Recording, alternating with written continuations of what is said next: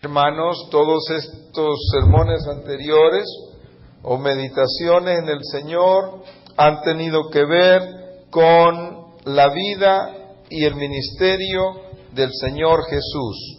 Sabemos que el Señor Jesús anduvo con sus discípulos por un tiempo de 3 años y que en ese tiempo Él equipó a esos discípulos. Los equipó para que pudieran hacer su trabajo cuando Él ya no estuviera en esta tierra.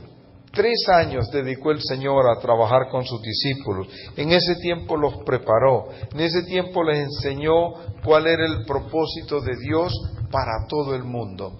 No solamente para Israel, porque recordemos que cuando recién que el pueblo de Israel tenía un pequeñito problema, y es que el pueblo de Israel veía la bendición de Dios como una bendición local. La bendición era para el pueblo de Israel.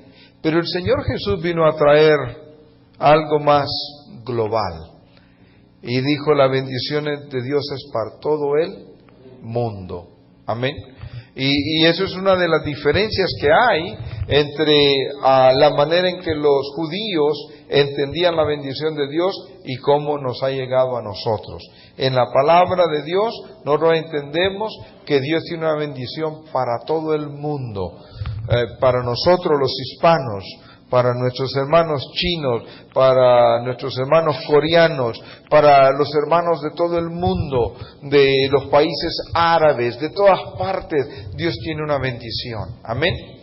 Y por eso cuando celebramos en este tiempo, que nos detenemos para celebrar la Semana Santa, tenemos que recordar que Dios tiene un plan y que nosotros debemos de entrar en ese plan. Entrar en ese plan. Algunas veces nosotros equivocadamente creemos que Dios tiene que entrar a lo que yo estoy haciendo. Eso es un error grandísimo, ¿verdad?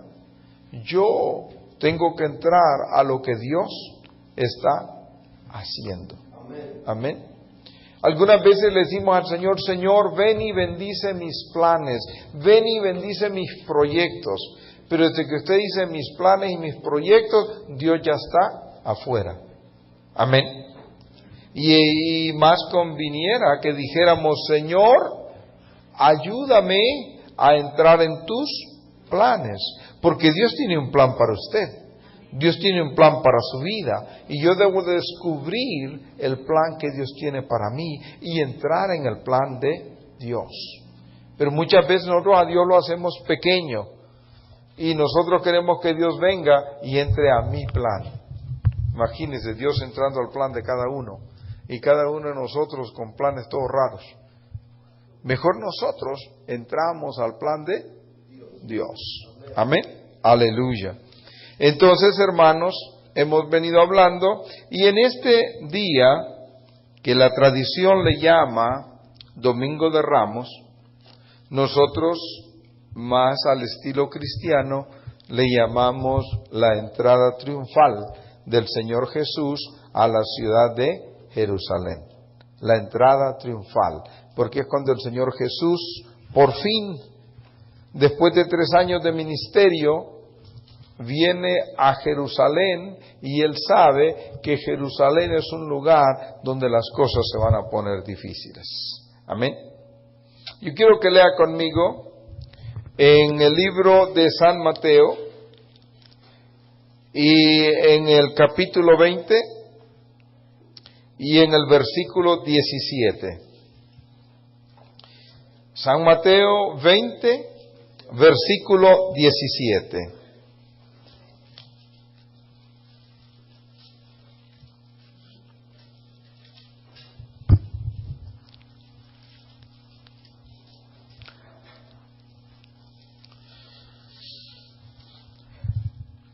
San Mateo 20:17 dice, subiendo Jesús a Jerusalén, tomó a sus 12 discípulos aparte en el camino y les dijo, he aquí, subimos a Jerusalén, y el Hijo del Hombre será entregado a los principales sacerdotes y a los escribas, y le condenarán a muerte. y le entregarán a los gentiles para que le escarnezcan, le azoten y le crucifiquen. Mas al tercer día resucitará. Mire, el Señor les habló esta palabra muchas veces le habló esta palabra a los discípulos. El Señor les dio esa profecía y les dijo: vamos a ir a Jerusalén, y cuando lleguemos a Jerusalén, las cosas para mí se van a poner difíciles. El Señor Jesucristo les dijo: cuando lleguemos a Jerusalén, me van a hacer cosas terribles, y ustedes, les dijo el Señor, se van a escandalizar. Escandalizar. La palabra escandalizar es una palabra especial, muy especial, porque ¿qué le estaba diciendo el Señor a los discípulos? Cuando las cosas no vayan tan bien como están yendo ahora, muchos de ustedes van a dudar de su llamado. Muchos de ustedes van a decir: bueno, y por último, ¿y nosotros qué andamos haciendo acá? Si nosotros somos pescadores, nosotros debemos de estar en el mar de Galilea allá pescando y cuidando de nuestras familias. Dijo: ustedes se van a escandalizar. Un momento van a dudar si deben de seguir al Señor Jesús o no. Van a decir: ¿y qué está sucediendo? ¿Y qué va a pasar después de que el Señor Jesucristo muera? Después de ser arrestado, condenado a muerte y crucificado, ¿qué va a suceder con Él? Mire, algunas veces nosotros como que nos escandalizamos y como que dudamos de si Dios tiene un llamado para nosotros. Y cuando vemos que la tormenta arrecia, cuando vemos que las cosas se ponen difíciles, a veces decimos: ¿estaré yendo en el camino correcto? ¿Será que Dios no me ha llamado para que le sirva? Todo el mundo duda en alguna ocasión. Todos dudamos en alguna ocasión. Todos por un momento nos asustamos. Nos llenamos de terror, de miedo. El Señor le dijo a los discípulos: cuando lleguemos a Jerusalén, las cosas van a cambiar. Y muchos de ustedes se van a asustar. Muchos de ustedes se van a escandalizar. Amén. Mire, ahora nosotros vamos en el capítulo 21, versículo 1, y dice: cuando se acercaron a Jerusalén y vinieron a Betfagé, al monte de los olivos, Jesús envió 2 de sus discípulos, diciéndoles: vayan a la aldea que está enfrente de vosotros, y luego hallaréis una asna atada y un pollino con ella, desatadla y traédmelos. Y si alguien os dijere algo, decid: el Señor los necesita y luego los enviará. Todo esto aconteció para que se cumpliese lo dicho por el profeta, cuando dijo: decid a la hija de Sión, o sea, Jerusalén: he aquí tu rey viene a ti manso y sentado sobre una asna, sobre un pollino, hijo de animales de carga.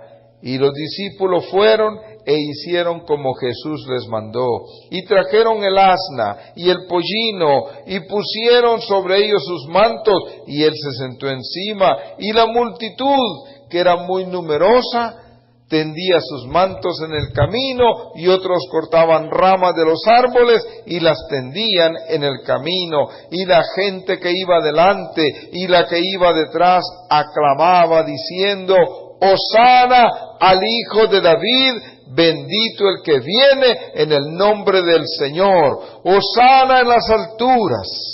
Cuando entró él en Jerusalén, toda la ciudad se conmovió diciendo: ¿quién es este? Lo dejamos hasta allí. Mire, este era un momento muy esperado. No solamente muy esperado por los discípulos que habían andado con el Señor 3 años, que habían sido enseñados, doctrinados, equipados, instruidos para servir al reino de Dios, sino también esperado en el cielo mismo. En el cielo mismo se esperaba este momento, la entrada de Jesús a Jerusalén. Porque Jerusalén es la ciudad del gran Rey. Jerusalén es la ciudad eterna. En el cielo mismo se estaba esperando este momento. Qué cosa tan linda cuando Jesús entra a Jerusalén. Los judíos habían esperado a su Mesías por mucho tiempo.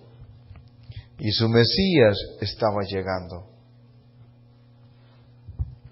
El Mesías, el enviado de Dios, el ungido de Dios, estaba llegando a Jerusalén.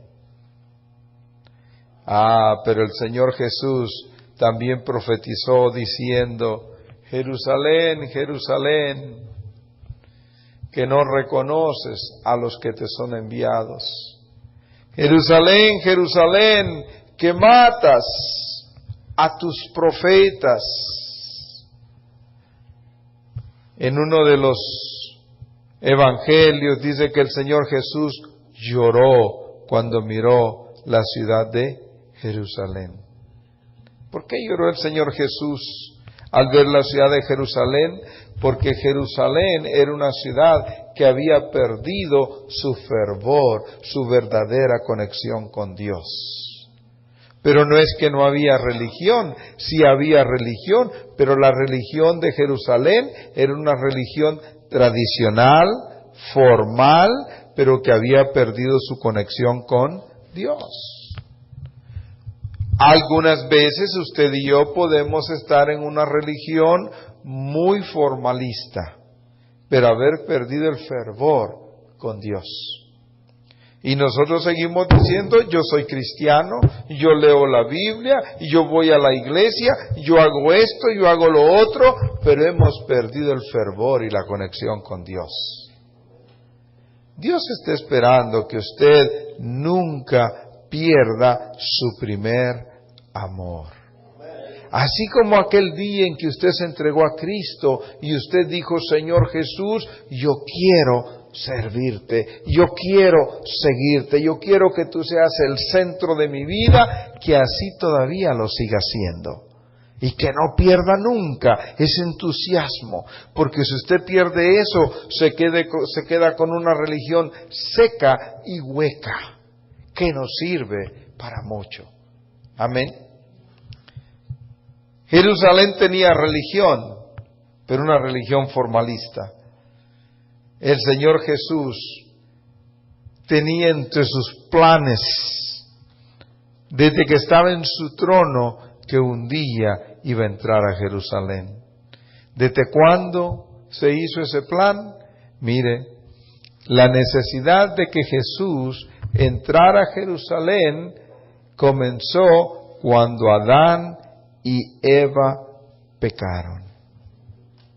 El momento en que Adán y Eva pecaron, se creó la necesidad de que Cristo viniera a esta tierra. ¿Por qué? Porque Adán y Eva perdieron su condición de inocencia delante de Dios. Y al perder eso, ellos quedaron en necesidad de un Redentor, de un Salvador, de alguien que pudiera quitarles el pecado que vino sobre ellos. Después de Adán y Eva, todas las generaciones que nacieron ya nacieron contaminadas con el pecado. Y el hombre no puede salvarse a sí mismo. El hombre no puede decir: el pecado que cometí no lo vuelvo a cometer nunca más. Y con eso ya se arregló el asunto. Él sigue contaminado con el pecado, aunque nunca más lo vuelva a hacer. ¿Y cuántas veces decimos nosotros: jamás voy a volver a cometer ese pecado? Solamente para volver a hacerlo más adelante. Amén. Por más buenas acciones que usted haga, usted no puede salvar su propia vida. A veces decimos: bueno, he hecho malas acciones, pero desde ahora en adelante yo voy a hacer cosas buenas. Y con las cosas buenas voy a arreglar todo lo que hice malo.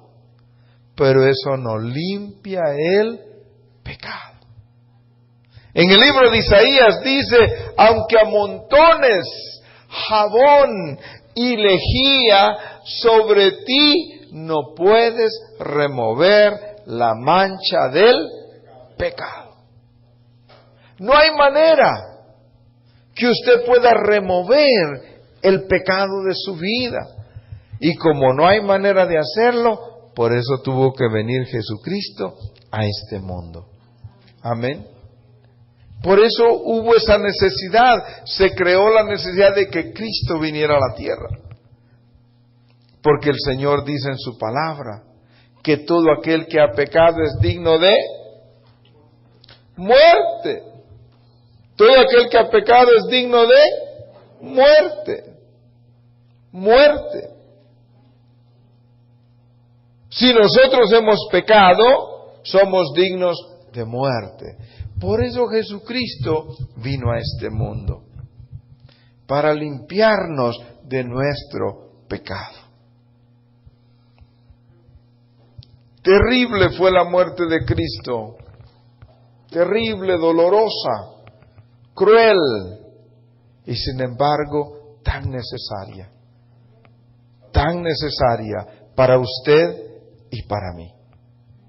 Y es una pena que el mundo no acepta el sacrificio de Cristo. Ellos han creado filosofías, han creado religiones, y con eso tratan de adormecer sus conciencias de todo el pecado que tienen en su vida.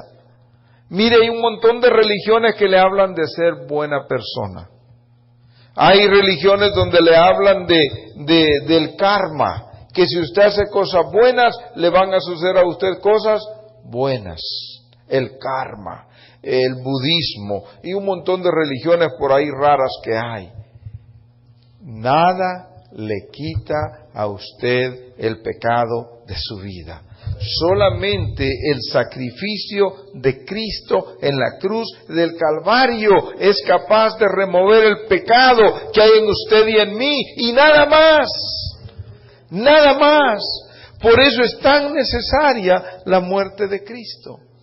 Se necesitaba para que nosotros un día podamos estar en la presencia de Dios. Mire, el Señor siempre puso, desde que se diseñó el tabernáculo de Moisés, desde que comenzaron los sacrificios, el Señor dijo, la única manera de limpiar la mancha del pecado, dijo, es a través de la sangre.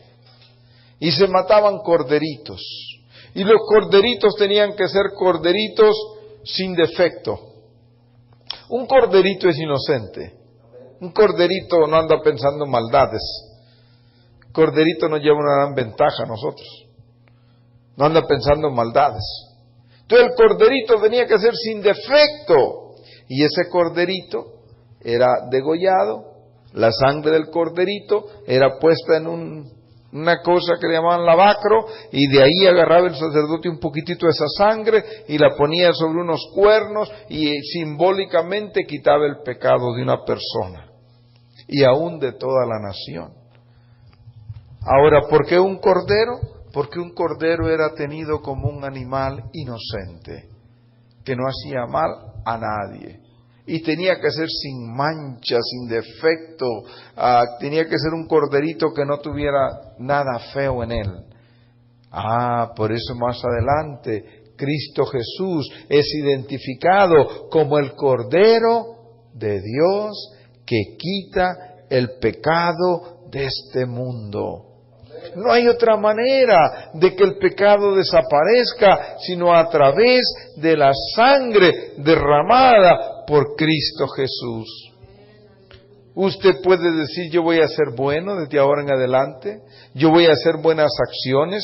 Usted dice, mi dinero que tengo lo voy a repartir a los que estén necesitados. Usted puede hacer muchas cosas, Pero si su pecado no es limpiado a través de la sangre de Cristo Jesús, todo lo que usted hace es inútil. Inútil.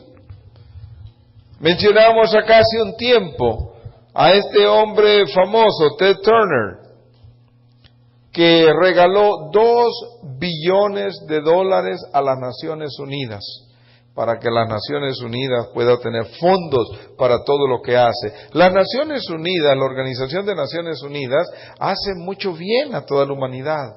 Son mediadores cuando hay conflictos entre países y esas cosas. Pero déjeme decirle, aún con todo eso bueno que hace una persona como regalar $2 billones, no puede salvar su alma. Ni siquiera 2 billones, y no hablo de millones. 2 billones de dólares, 2.000 millones de dólares, ni siquiera eso puede salvar el alma de una persona. Por eso, hermanos, la gran necesidad del sacrificio de Cristo. Dice que cuando llegó a Jerusalén, la gente gritaron, la gente se emocionaron, la gente decían, Hosana, Hosana, bendito el que viene en el nombre del Señor. Y había una gran emoción, una gran euforia, un gran entusiasmo, una gran celebración. Y dice que los sacerdotes se molestaron, se indignaron, y los sacerdotes dijeron, pero ¿qué es lo que está pasando? ¿Por qué tanto grito? ¿Por qué tanto ruido? ¿Por qué tanta cosa? Y el Señor Jesús dijo, déjalos que celebren, porque el Señor Jesús sabía que se habían emocionado, sintieron algo muy grande dentro de ellos, y no era cualquier cosa. El Rey de Gloria había entrado a la ciudad. Mire, allí en Jerusalén había un rey. ¿Cuántos nos recordamos del rey? ¿Cómo se llamaba? Herodes. Era un rey, estaba feo ese rey.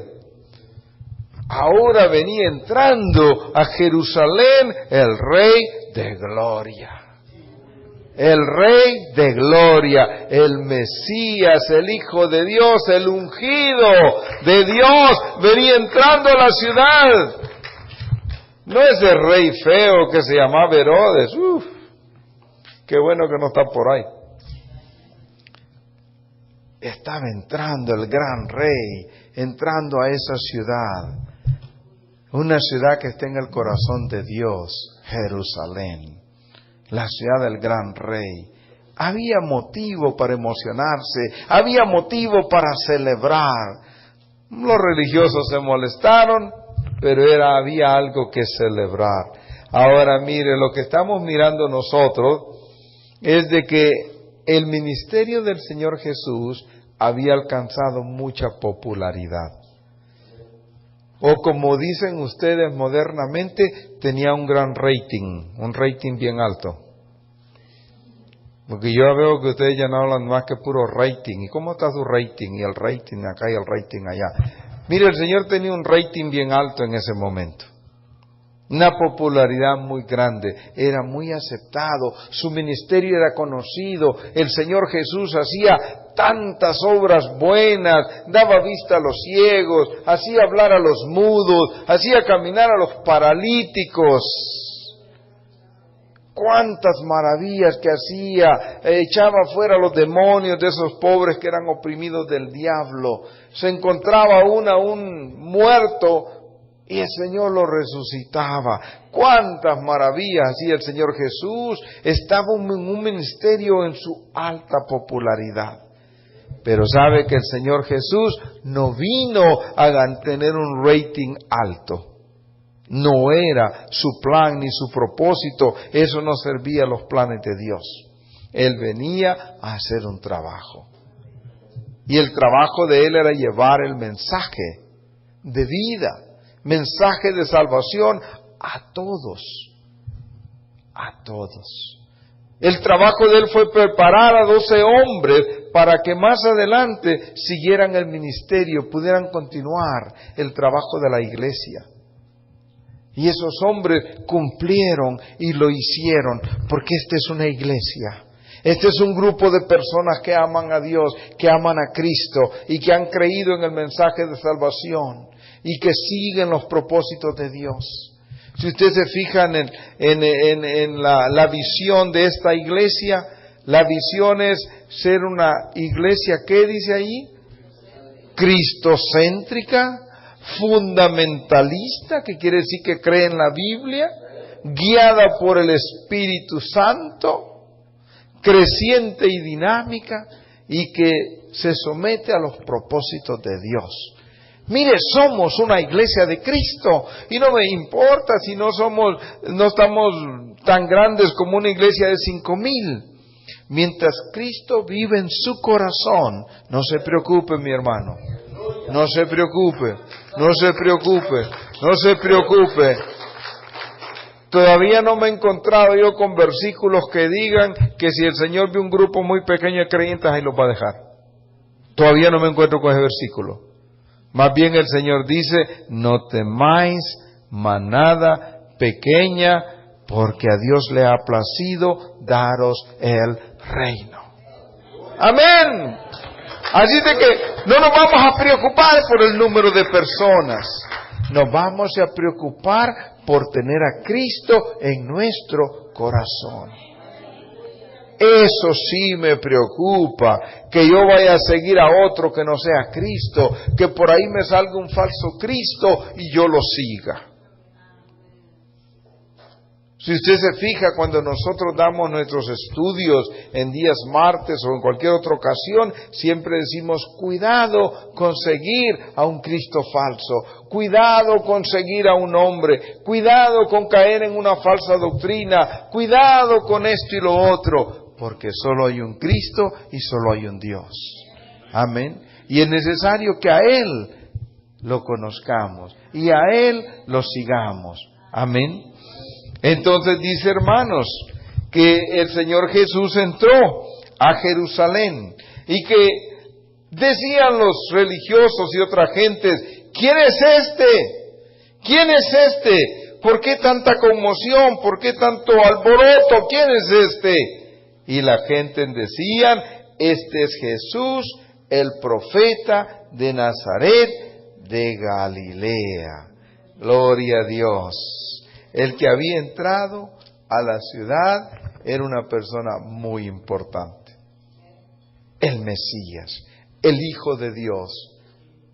La persona que puede darle salvación a usted y a mí. La persona que el día que usted llegue a la presencia de Dios y le saquen una lista de sus pecados, va a decir el Señor Jesús, yo pagué por esos pecados. Imagínense, acá en la tierra es una cosa terrible presentarse en una corte sin abogado. El otro día a alguien le dijeron, ¿y su abogado? Y dijo, no, yo me voy a representar. Dijo, yo solo. Le dijo el juez, usted tiene todo el derecho para representarse solo, pero déjeme decirle, es un suicidio, le dijo. Es un suicidio. ¿Cómo se presenta usted en una corte solo sin representación legal? Amén. Cuando usted y yo lleguemos a la presencia de Dios, tendremos representación legal. El Señor Jesús estará con nosotros.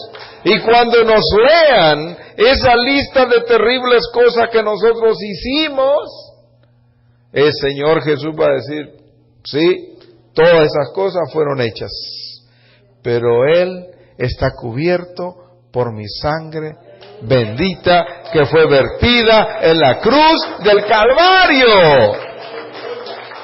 Y usted va a ser declarado justo en esa corte. Mire, va a ser una cosa linda, porque ciertamente que ninguno de nosotros niega los pecados, pero sabemos que Cristo los ha cubierto con su sangre y que ahora hemos sido declarados justos en Cristo Jesús. Amén. Aleluya. Este es el que estaba entrando a la ciudad. Jesús de Nazaret, el Hijo de Dios. Miren Jerusalén que encontró el Señor Jesús. Encontró a los religiosos, encontró oposición a su ministerio, encontró falsos testigos, encontró gentes que dijeron falsos testimonios en contra de él. En Jerusalén encontró el Señor Jesús lo peor de todo Israel, lo encontró en Jerusalén, en la ciudad del gran rey. Porque ahí estaba todo el centro religioso. Y a veces la religiosidad es la peor cosa que hay. Por eso nos dicen a nosotros, cuidado con hacerse religioso. Más que buscar una religión, busque una relación con Dios, una relación con Cristo. Porque la religión es el esfuerzo humano por satisfacer a Dios. Pero déjeme decirle que con esfuerzo humano es difícil satisfacer a Dios. Solamente a través del sacrificio de Cristo podemos satisfacer a Dios. Es Cristo quien ha pagado por nuestros pecados. A veces nos ponemos religiosos y a veces decimos, es que yo no soy tan malo. Es que mire, yo soy mejor que mi vecino. Usted viera cómo es mi vecino. Dice unas palabrotas. No, yo estoy mejor que él. Mi vecino nunca va a la iglesia. Los domingos ahí anda cortando el zacate. No, es mi vecino, es pagano. Pero déjeme decirle, aunque usted crea que usted es mejor que su vecino, eso no lo salva. Eso nos hace religiosos. Cuando yo creo que Dios me va a dar salvación porque soy mejor que mi vecino. Y quién sabe que sea mejor que mi vecino. Porque el único que tiene la opinión de ser mejor soy yo. Nadie más opina igual que yo. Es un problema. Mire, en Jerusalén se encontró la mayor oposición al ministerio de Cristo. En Jerusalén. Los sacerdotes acusaron al Señor Jesús. Los sacerdotes le preguntaron, ¿con qué autoridad haces las cosas que tú haces? Y cuando el Señor les hizo una pregunta a ellos no quisieron contestar. En Jerusalén le preguntaron, ¿es lícito pagar taxes al César? ¿Para qué le hicieron esa pregunta? Para tenderle una trampa. ¡Una trampa! Pero el Señor sabía que había en los corazones de ellos. Mire, todos los ataques directos en contra del Señor Jesús sucedieron en esa última semana en Jerusalén. Qué triste que el Señor tenía tanto deseo de ir a Jerusalén y venir a encontrar gente que lo rechazaban. Y lo más triste es que con todo el sufrimiento que sufrió en Jerusalén, lo hizo por ellos. Porque cuando el Señor Jesús estaba sufriendo en la cruz del Calvario, después de haber sido golpeado, arrancada la barba con las manos y cuánta cosa, el Señor dijo, perdónalos porque no saben lo que hacen. Hermano, ese es amor. Ese es amor. Porque el Señor pudo haberlos condenado y haber dicho, Señor, que todos los que me han golpeado, todos vayan a parar al infierno. Pudo haber dicho algo así, pero no. El Señor dijo, perdónalos porque no saben lo que hacen. El Señor Jesús tuvo un amor tan grande por nosotros, tan grande, tan grande. Él pudo haber llamado miles de ángeles que lo defendieran, que lo libraran de las manos de los romanos, pero no lo hizo, porque todo eso hubiera destruido el plan de Dios. La gran pregunta a veces es ¿cómo es posible que Jesucristo derrotó al diablo en la cruz del Calvario? Yo me preguntaba eso. Decía, Señor, ¿cómo es que Jesús, muriendo en la cruz, derrotó al diablo? ¿Cómo lo hizo? Porque Cristo murió en obediencia al Padre. Porque Él pudo haber dicho, yo no voy a morir por esta gente. Él pudo haber dicho, ángeles, vengan y líbrenme de esta gente mala. Líbrenme. Y entonces no habría salvación para nadie. Pero Él dijo, yo me someto. Él dijo, no hay amor más grande, dijo, que uno ponga la vida por otro. Y la muerte del Señor Jesús fue una muerte sustituta. Cada vez que usted mire esa cruz, usted piense y diga, yo debería de estar colgado en esa cruz. Yo debería de haber sido colgado en esa cruz, pero el Señor fue a la cruz por mí. Y déjeme decirle algo. Hay gente que cree que tiene poquitos pecados y dice, ay Señor, yo de verdad no tengo muchos pecados. Mire, todos estamos cargados de pecado. La diferencia es que unos somos más mentirosos que otros. Y unos decimos que tenemos menos pecados. Pero pecados todos tenemos, ¿verdad? Pero tenemos la costumbre de creer que no, yo tengo menos pecados. Mire, somos pecadores. Desde que nacemos venimos con esa tendencia hacia el pecado. Con esa tendencia, desde que nacimos de Adán y Eva, ya venimos con esa tendencia. El hijo de Moisés, Aarón, le dijo a Moisés, después que hicieron aquel becerro de oro, tú sabes, le dijo a Moisés, que nosotros somos inclinados al pecado, a la maldad. Usted no le tiene que enseñar la maldad a nadie, la aprende solo. Usted tiene que enseñarle a los niños a hacer el bien, pero el mal ni se moleste.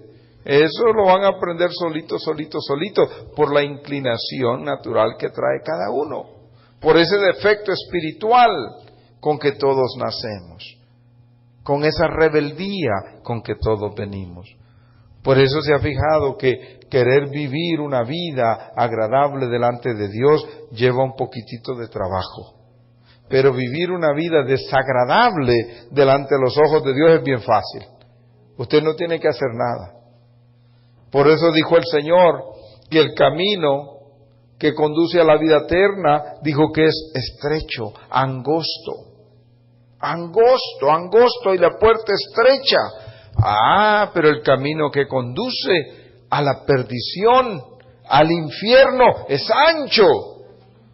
Usted puede ir echando maromas y va entrando entra al infierno. Puede ir borracho en zigzag y entra, usted pasa bien. La puerta es ancha y el camino es ancho, sin ningún problema. Porque el hombre trae una predisposición para hacer el mal. Y lo que cuesta es vivir vidas queriendo agradar a Dios. Eso es lo que cuesta. Pero para eso hemos sido llamados. Yo quiero que lea una escritura conmigo en Primera de Pedro, capítulo 3. Para cerrar. Primera de Pedro, capítulo 3.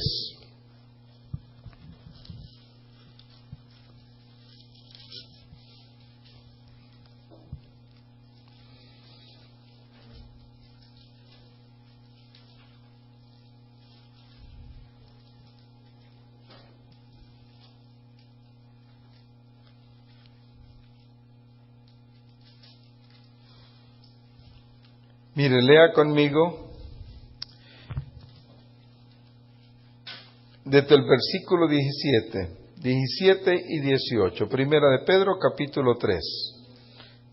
Mire, dice en el versículo 17, porque mejor es que padezcáis haciendo el bien, si la voluntad de Dios así lo quiere, que haciendo el mal. Porque también Cristo padeció una sola vez por los pecados, el justo por los injustos, para llevarnos a Dios, siendo a la verdad muerto en la carne, pero vivificado en el Espíritu. Mire, Cristo murió por usted y por mí, y Cristo sufrió en su carne, para que usted y yo vivamos vidas buenas, para que esta carne no nos gobierne y para que podamos vivir haciendo la voluntad de Dios. Cristo sufrió en su carne. No crea que Cristo no sufrió, no crea que no le dolió a Cristo esos hoyos en sus manos, no crea que no le dolió que le arrancaran la barba a tirones, no crea que no le dolió esos latigazos que le dieron en la espalda, no crea que no le dolió cuando le pusieron la corona de espinas, no crea que no fue un gran insulto que le escupieran la cara. Sí le dolió todo eso, pero todo lo sufrió por amor a usted, por amor a cada uno de nosotros, para que nosotros ahora vivamos vidas agradables delante de Dios. Amén. Aleluya. Nos ponemos de pie, mis hermanos.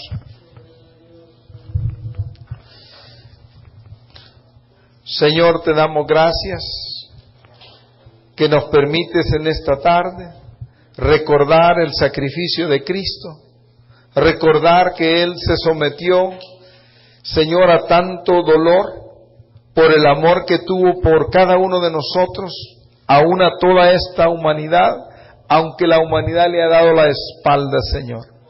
Señor, permite que en este tiempo que llamamos la Semana Santa, la Pascua, en este tiempo, Señor, sucedan, Señor, milagros.